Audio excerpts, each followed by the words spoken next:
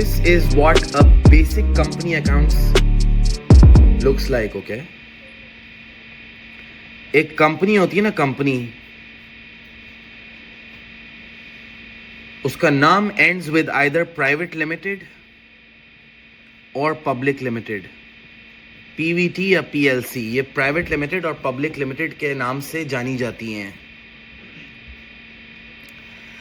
और एक कंपनी है ना, इट रेजेस मनी, जो कैपिटल फंड होता है, जो कैपिटल रेज होता है, वो होता है through shares. And anyone who buys this share is known as a shareholder. Company में पैसा रेज होता है थ्रू शेयर्स, और कोई भी वो शेयर खरीदता है उसको शेयर होल्डर कहा जाता है. And that shareholder eventually becomes the owner of the company. A company's name ends with private limited और public limited. Company private limited भी हो सकती है और पब्लिक लिमिटेड भी हो सकती है. कंपनी के अंदर जो कैपिटल रेज होता है, जो पैसा रेज होता है, that is through issue of shares. Anyone who buys this share is known as a shareholder, and that shareholder generally becomes the owner of the company. अब जो शेयर्स होते हैं ना, शेयर्स, एक कंपनी के अंदर दो तरह के शेयर्स होते हैं. एक ऑर्डिनरी शेयर्स होते हैं. जो बंदा ऑर्डिनरी शेयर खरीदता है उसको ऑर्डिनरी शेयर होल्डर कहते हैं. और एक प्रेफरेंस शेयर्स होते हैं, और जो बंदा प्रेफरेंस शेयर खरीदता है वो प्रेफरेंस शेयर होल्डर होता है. There are two types of shareholders in a company: ordinary share holders and private preference share holders.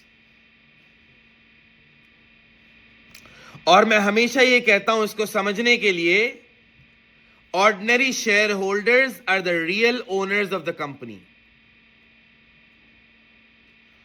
Ordinary share holders होते हैं ना, वो कंपनी के रियल ओनर्स होते हैं. Preference share holders are not the real owners of the company.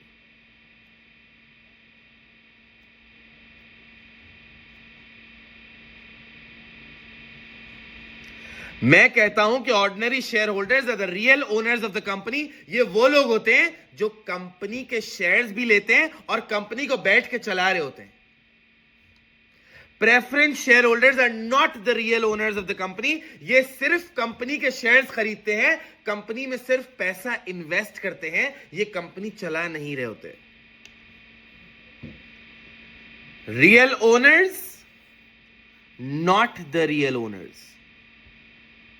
मैं इनको real share holders कहता हूं और इनको रोतू शेयर होल्डर्स कहता हूं. Preference share holders are like sleeping shareholders. Shares खरीदे, कंपनी में इन्वेस्ट किया और घर पे सो रहे होते. इनको नहीं पता होता कंपनी कौन चला रहा है, कैसे चल रही है.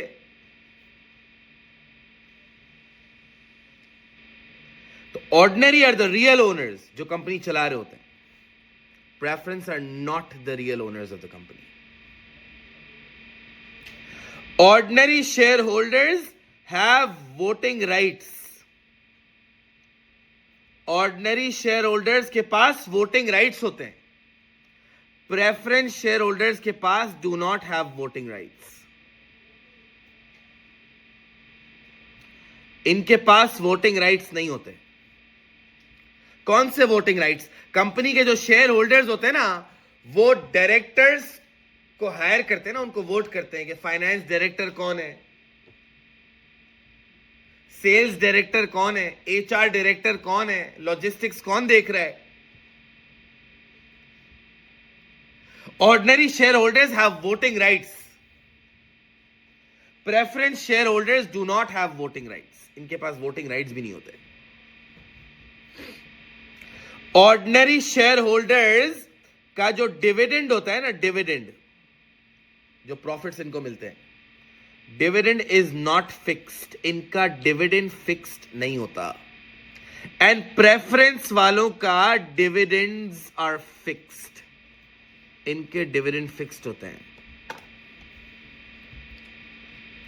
यानी eight the time of low profitability ordinary share holders को इतने पैसे नहीं मिलते। At the times of high profitability ordinary share holders को बहुत ज्यादा पैसे मिलते हैं, इनका डिविडेंड फिक्स्ड नहीं होता। प्रेफरेंस वालों का डिविडेंड फिक्स्ड होता है, चाहे कंपनी प्रॉफिट ज्यादा करे या कम करे, इनको फिक्स डिविडेंड मिलता है। ये इंटरेस्ट की तरह होता है कि इन्होंने इन्वेस्टमेंट की हुई है, बस इनको रिटर्न मिलता रहेगा fixed.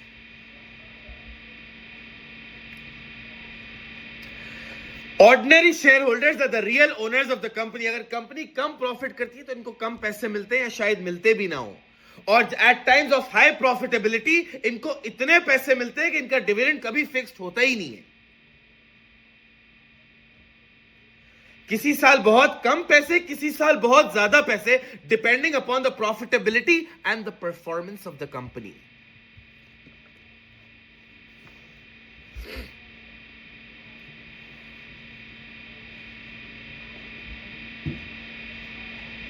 Eight the time of acquisition, अगर कंपनी बंद होने वाली है, क्लोजर का टाइम है, कंपनी बंद हो रही है,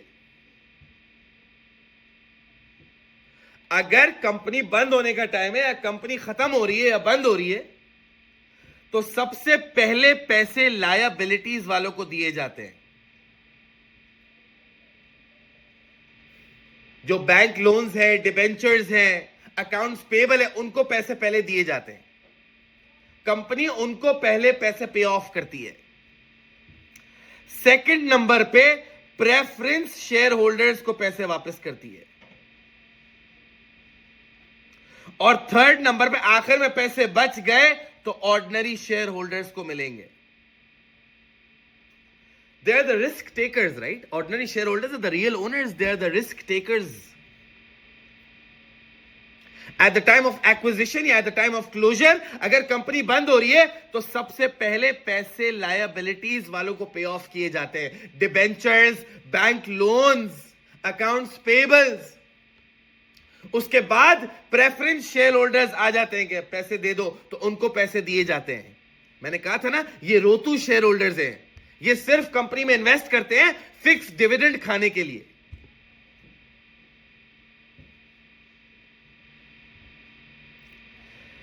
At the time of acquisition,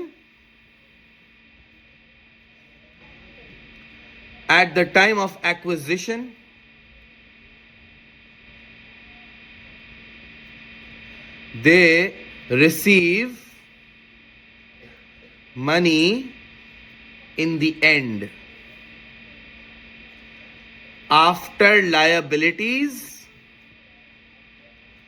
and preference shareholders. इनको सबसे आखिर में पैसे मिलते हैं। और प्रेफरेंस शेयर होल्डर्स को eight the time of acquisition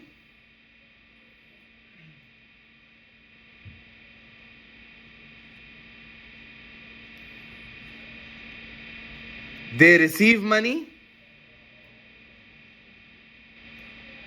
after liabilities but before ordinary shareholders. इनको ordinary shareholders से पहले पैसे मिलते हैं। ये सेफ इन्वेस्टर्स होते हैं ना, रोतू शेयर होल्डर्स होते हैं। Ordinary shareholders are the real owners, they are the risk takers. इनका डिविडेंड भी फिक्स नहीं होता, ज्यादा भी हो सकता है, कम भी हो सकता है।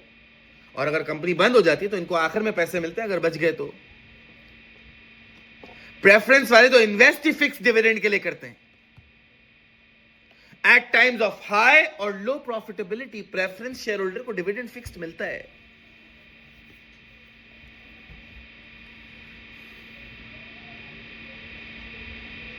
और ऑर्डिनरी शेयर होल्डर्स का डिविडेंड फिक्स नहीं होता। But if you ask me, yes, ordinary share holders are the real owners, they run the company, they are the risk takers, और इनके प्रॉफिट्स और डिविडेंड्स की कोई लिमिट नहीं होती।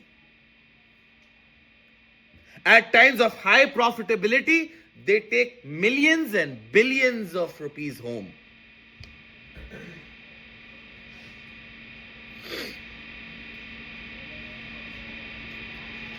Preference shareholders का profitability से कोई ताल्लुक नहीं है ना. Their dividends are fixed.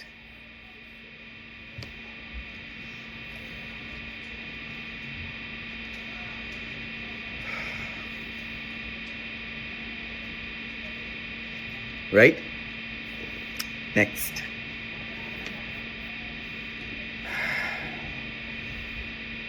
अब बात करते हैं शेयर कैपिटल की.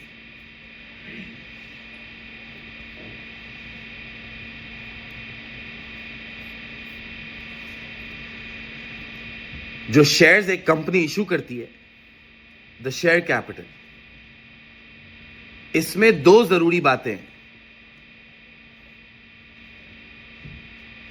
एक को हम कहते हैं ऑथोराइज्ड शेयर कैपिटल,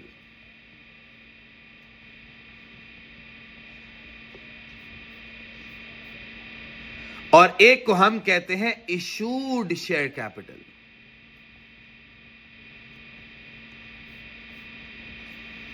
इन दोनों में फर्क क्या है? Authorised share capital is the maximum number of shares, is the maximum number of shares a company can issue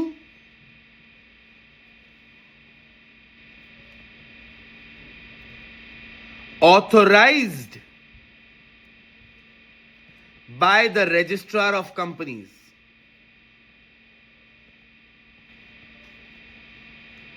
registrar of company government का एक इदारा है, एक बॉडी है जो आपको ऑथराइज करती है कि इतने मैक्सिमम नंबर ऑफ शेयर्स आपकी कंपनी इशू कर सकती है. फॉर एग्जाम्पल, अगर मुझे एक कंपनी बनानी है Adam limited which produces and sells markers, तो मैं रजिस्ट्रार ऑफ कंपनी के पास जाऊंगा अपनी कंपनी को रजिस्टर करने के लिए. तो मैं अपनी लोकेशन बताऊंगा, अपना नाम बताऊंगा, लोकेशन कितनी बड़ी है ये बताऊंगा, एम्प्लॉइज कितने ये बताऊंगा, टोटल कैपिटल बताऊंगा. लेट्स से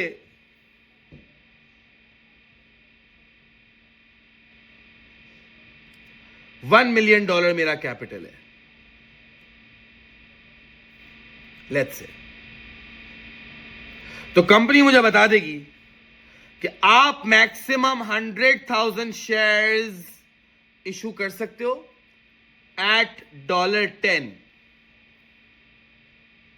ये रजिस्ट्रार ऑफ कंपनी आपको जो नंबर ऑफ शेयर्स ऑथोराइज करती है, यही मैक्सिमम नंबर ऑफ शेयर्स आप इशू कर सकते हो. 100,000 या इससे कम इशू कर सकते हो, इससे ज्यादा इशू नहीं कर सकते. This is the maximum number of shares आपको रजिस्ट्रार ने ऑथोराइज किया है.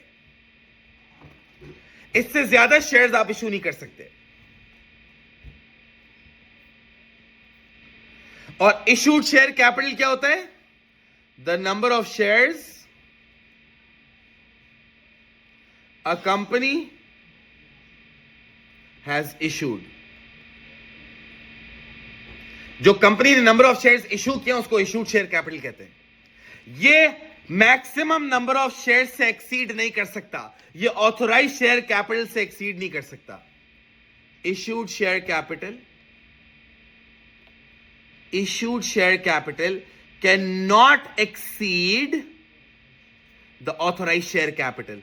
ये authorized share capital को exceed नहीं कर सकता. यानी मैं 80,000, 90,000, 99,000, 100,000 तक इशू कर सकता हूं, इससे ऊपर नहीं कर सकता. और ये जो वैल्यू है इसको पार वैल्यू कहते हैं. Par value is the face value of the share जो रजिस्ट्रार ने मुझे ऑथराइज की है.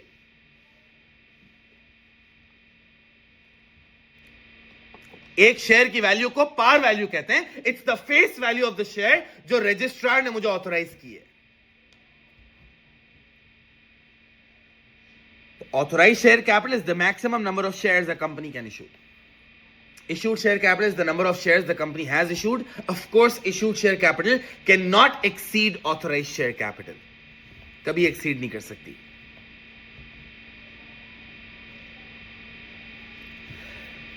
जो बंदा शेयर खरीदता है ना, उसको कंपनी प्रॉफिट में से हिस्सा देती है. आपको पता है उसको क्या कहते हैं? Dividends. Dividends are the share of profits that the shareholders receive. It's the fruit for investing money into the business. The fruit for investing in the business.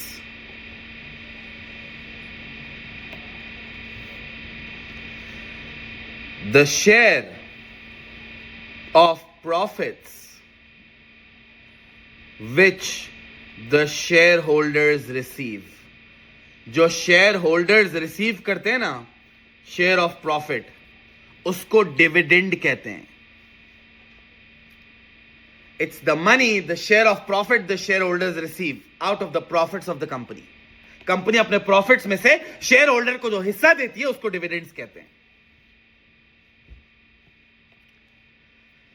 आपको पता है डिविडेंड्स कैलकुलेट करने के कितने तरीके हैं?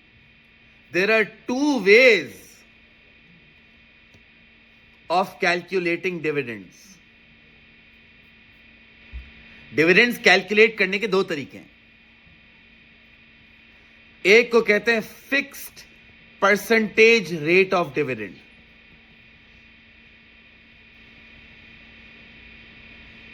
और दूसरे को कहते हैं DPS. DPS is dividend per share. There are 2 ways of giving out dividends.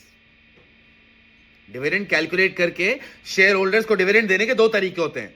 एक fix percentage rate of dividend होता है और एक डीपीएस होता है, डिविडेंड पर शेयर. अभी आपको समझाया है. Let's see. Fixed percentage rate of dividends normally preference share holders को मिलता है क्योंकि उनका डिविडेंड फिक्स्ड होता है. DPS dividend per share ordinary share holders को मिलता है क्योंकि उनका डिविडेंड फिक्स नहीं होता. उनका डिविडेंड वैरी करता है depending on the profitability of the company. Let's check कि फिक्स्ड रेट ऑफ डिविडेंड कैसे लगता है. लेट्स से मैं कहता हूं 100,000 प्रेफरेंस शेयर्स ऑफ $2 each.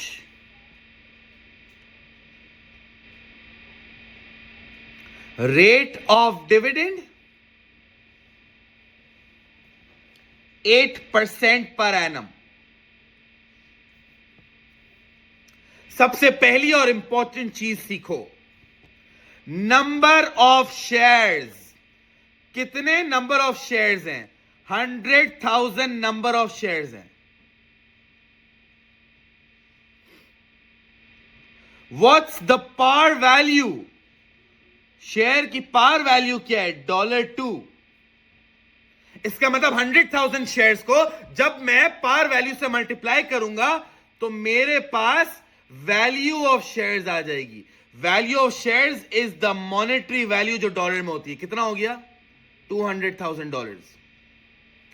इस पे लगाऊंगा rate of dividend, that is 8%.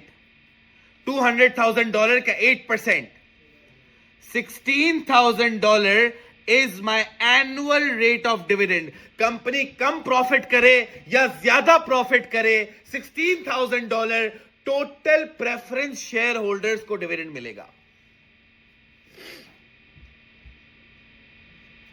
याद रखना, fixed percentage rate of dividend हमेशा वैल्यू ऑफ शेयर्स पे लगता है. वैल्यू ऑफ शेयर मतलब जो मॉनेटरी वैल्यू होती है वो कैसे आती है? Number of shares multiply by the par value से वैल्यू आती है.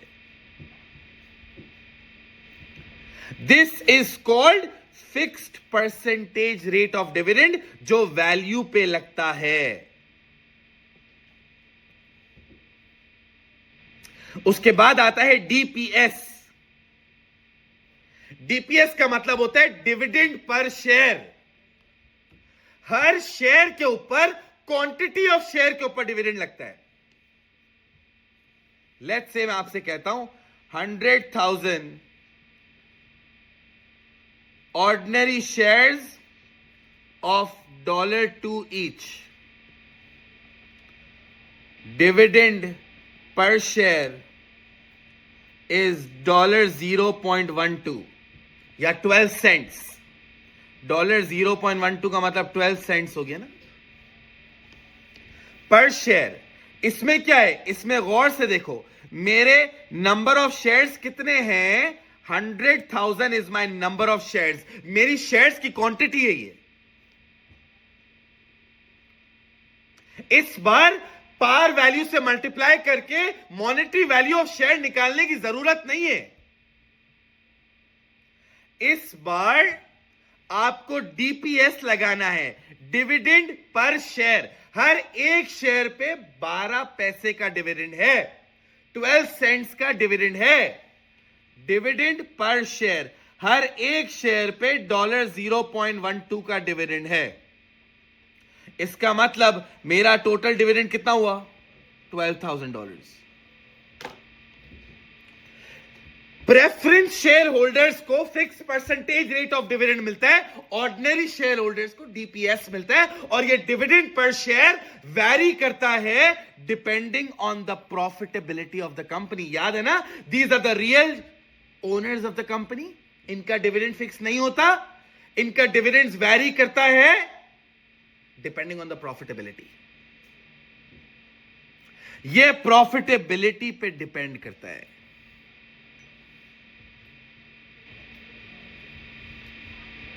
और डिविडेंड पर शेयर फ्लक्चुएट होता है। ये दो डिविडेंड्स कैलकुलेट करने के तरीके हैं।